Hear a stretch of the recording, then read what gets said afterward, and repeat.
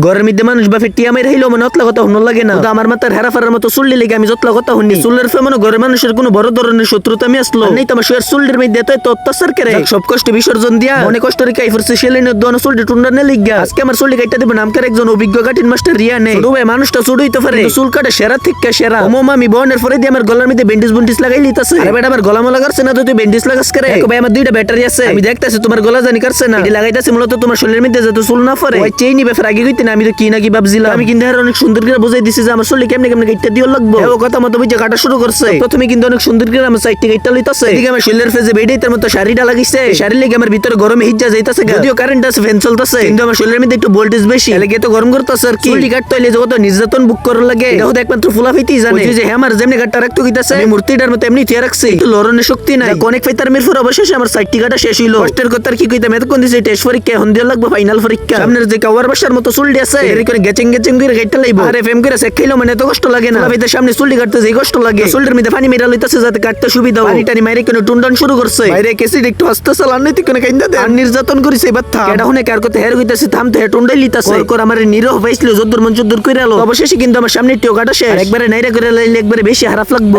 একটু একটু বড় রাখছি আর আপনারা কইয়া যাবেন চুলে বড় থাকতে বেশি ভালো লাগতো নাকি এখন বেশি ভালো লাগে আজকের মতো ভিডিওটা এই পর্যন্তই।